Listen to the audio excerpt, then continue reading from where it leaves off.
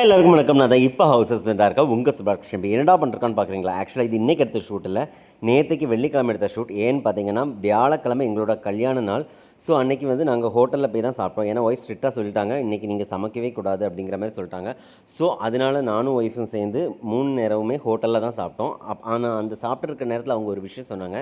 என்னென்னு பார்த்தீங்கன்னா, என்ன தான் வெளியில் வந்து வெரைட்டி சாப்பிட்டாலும் உன்னோட கையால் சாப்பிட்ட அளவுக்கு டேஸ்ட்டே இல்லைன்னு. உடனே இதுக்கும் வந்து கமெண்ட் பண்ணுவீங்க, உன் பொண்டாட்டிக்கு உன்னை வச்சு வேலை வாங்குறதில் அவ்வளோ இன்ட்ரெஸ்ட்டு, அதனால தான் அவள் வந்து அப்படி பண்ணுறாங்கிற மாதிரி சொல்லுவீங்க. ஆனால் நம்ம மனசில் உள்ளதை அப்படியே சொல்கிறாங்கன்னு தானே பார்க்குறீங்க. ஏன்னா நீங்கள் என்னை புரிஞ்சுக்கிட்டதை விட நான் உங்களை அவ்வளோ கிளியராக நான் புரிஞ்சுக்கிட்டேன். அதுதான் மெயின் ரீசன். அதுக்கப்புறம் நான் என் ஒய்ஃபை கேர் பண்ணி பார்க்குற வீடியோ, அதுக்கப்புறம் வீட்டு வேலை பண்ணுறது, சமையல் பண்ணுற வீடியோ, இதெல்லாம் நான் போட்ட உடனே நிறைய பேர் வந்து கமெண்டில் சொல்கிறது என்னென்னு பார்த்தீங்கன்னா, உங்கள் ஒய்ஃப் உங்களை அடிமையாக இல்லை கொத்தடிமையாக வச்சுருக்காங்க, மீசை எடுத்துருங்க நீங்கள், அதுக்கப்புறம் என்ன ஒய்ஃப்க்கு ஊழியம் பண்ணிகிட்ருக்கீங்க, இப்படிலாம் சொல்கிறீங்க. நான் உங்கள் எல்லாத்துக்கிட்டேயுமே ஒரு விஷயம் கேட்குறேன்.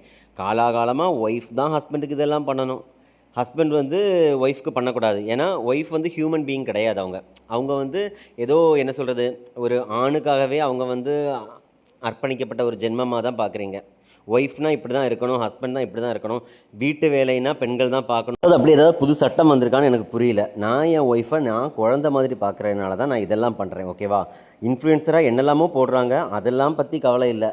அதை ஒய்ஃபை வந்து கிண்டல் பண்ணி ஒரு வீடியோ போட்டால், இல்லை ஒய்ஃபை பற்றி காமெடியாக ஒரு வீடியோ போட்டால் அதெல்லாம் உட்காந்து ரசிப்பீங்க. ஒய்ஃபை கேர் பண்ணி ஒரு வீடியோ போட்டால் உங்களுக்கு அப்படியே வயிறு எரிஞ்சிரும். சரி, என்ன அளவோ பண்ணி தொலைங்க, எனக்கு அதை பற்றி கவலை இல்லை. நான் இப்போ வாங்கின ஐட்டங்களை பற்றி நான் ஃபஸ்ட்டு சொல்லிடுறேன்.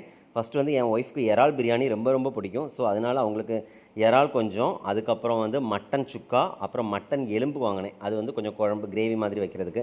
அப்புறம் சிக்கன் லெக் பீஸ் தான் என் ஒய்ஃப்க்கு ரொம்ப ரொம்ப பிடிக்கும். அதனால் 2 லெக் பீஸு. அதுக்கப்புறம் காலையில் இதெல்லாம் பண்ணுறதுனால காலையில் பிரேக்ஃபாஸ்ட் பண்ண முடியாது, அதுக்காக தான் கொஞ்சம் ஃப்ரூட்ஸு.